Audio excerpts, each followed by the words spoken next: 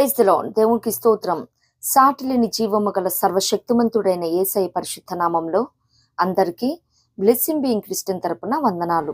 మరి మన new year మెడిటేషన్స్లో భాగంగా ఈరోజు డే 11. మరి దీనికి కీవర్డ్స్గా మరి ఈరోజు ధ్యానాంశము యెహోషువ గ్రంథము 1వ అధ్యాయము 8వ వచనం. ఈ ధర్మశాస్త్ర గ్రంథమును నీవు బోధింపక తప్పిపోకూడదు.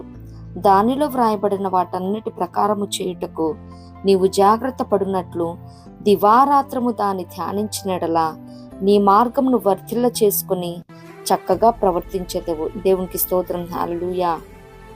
మరి ఇది బోధించే ముందు తప్పనిసరిగా ధ్యానించాలి.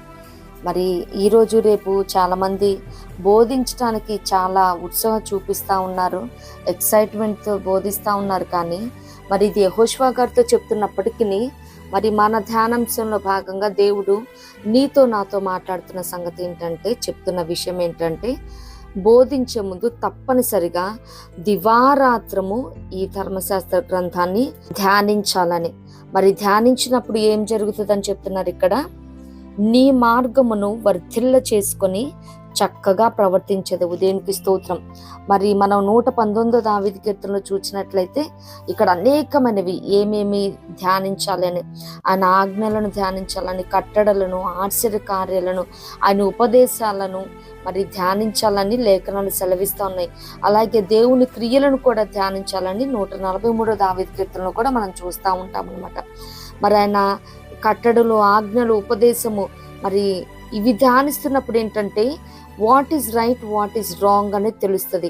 మరి చక్కగా ప్రవర్తిస్తాం కాబట్టి మన మార్గాన్ని మనం వర్ధిల్ల చేసుకుంటాం. అంత మాత్రమే కాదు, కానీ 1వ దావీదు కీర్తనలో ఉంటుంది కదండి, యెహోవా ధర్మశాస్త్రమునందు ఆనందించుచు దివారాత్రము దానిని ధ్యానించువాడు ధన్యుడు. అతడు నీటి కాలువల యోరను నాటబడినదై ఆకు వాడక తన కాలముందు ఫలమిచ్చు చెట్టు వలె నుండును. అతడు చేయనదంతయు సఫలమగును. దేవునికి స్తోత్రం. మరి నీరు అంటే వాక్యానికి సాదృశ్యంగా ఉంది.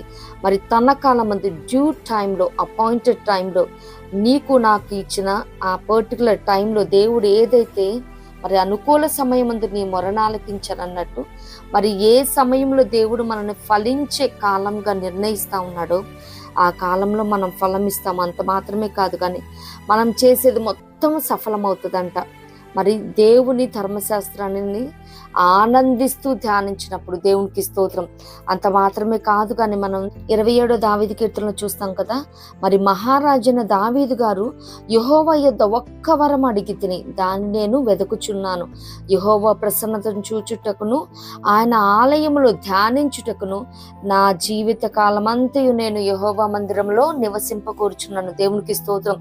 ఆయన పెద్ద రాజు కదండి, మరి సింహాసనాన్ని కోరుకోవట్లేదు, నగరంలో నివాసం ఉండాలని కోరుకోవట్లేదు, కానీ ఆయన ఆలయంలో ఆయన ప్రసన్నత చూడాలంట. రెండోది ధ్యానించడానికి. దేవునికి స్తోత్రం.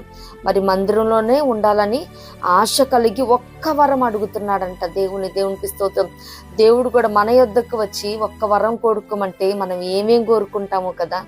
మరి ఈయనైతే దేవుణ్ణే ఒక్క వరమే అడుగుతున్నాడు. ఆ వరం కూడా ఆయన ఆలయంలో ఆయన ప్రసన్నత చూడటానికి, అలాగే ఆయనను ధ్యానించడానికి జీవితకాలం అంతయు యెహోవా మందిరంలో నివసింపగోరుతా ఉన్నాడంట. దేవునికి స్తోత్రం. ఇట్టి వరం కూడా నీవు నేను కూడా దేవుణ్ణి అడిగి పొందుకొన బద్ధులమైన దేవునికి స్తోత్రం. అంత మాత్రమే కాదు, కానీ మరి ఇదే కీర్తన 39:3లో చూసినట్లయితే, నేను ధ్యానించుచుండగా మంట పుట్టెను. దేవునికి స్తోత్రం. ఆ ఫైర్ ఏం చేస్తుందంటే, మరి ఏవేవైతే బలహీనతలు ఉంటా ఉన్నాయో, బంధకాలు ఉన్నాయో, కట్లున్నాయో, దుష్టుడు ఏవేవైతే మరి కట్టి పడేస్తా ఉన్నాడో దుర్వ్యసనాలలో, ఆ కట్ల మొత్తాన్ని కాల్చివేస్తుంది, బలహీనత అన్నిటినీ కాల్చివేస్తుంది. దేవునికి స్తోత్రం.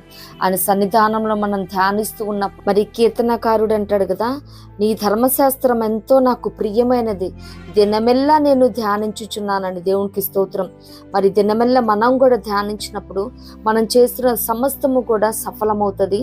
మన కాలమందు మనం ఫలిస్తాం. అంత మాత్రమే కాదు, కానీ ధన్యత. It's a great blessing to meditate the scriptures, to meditate this holy Bible. దేవునికి స్తోత్రం.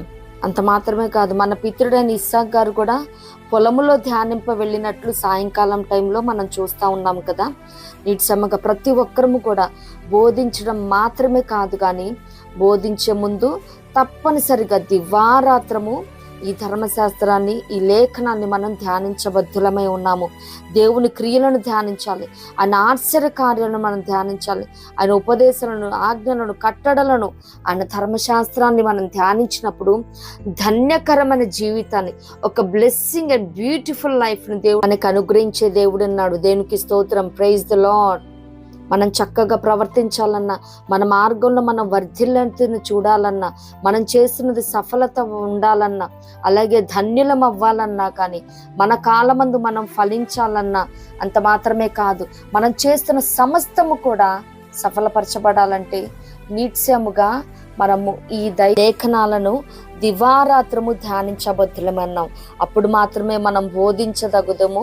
మన కష్టాలు, వ్యాధులు, బాధలు, శ్రమలు, శోధనలు ఇవి ధ్యానించుకుంటూ ఉంటే ఏంటంటే ఇంకా మన భారం, బరువు పెరుగుతుంది. మరి బీపీ, షుగర్లు వచ్చేసి హెల్త్ కూడా పోయి అనేకమైన అనారోగ్య సమస్యలను చూస్తాము. ఇవేమీ కాకుండా దేవుడు చేసిన ప్రతి విధమైన ఆశ్చర్య కార్యాలను, ఆయన నా జీవితంలో జరిగించిన అద్భుతాలను, ఆయన మనకిచ్చిన ఈ శాస్త్రాలను, కట్టడలను, ఆజ్ఞలను, ఈ ధర్మశాస్త్రాన్ని మనం ధ్యానించినప్పుడు వర్ధిల్లుతాం, ధన్యులమవుతాం. ఇట్టి కృప ప్రభు మనందరికి అనుగ్రహించును గాక. ప్రభు కృప మనందరికి తోడైండును గాక. ఆమేన్.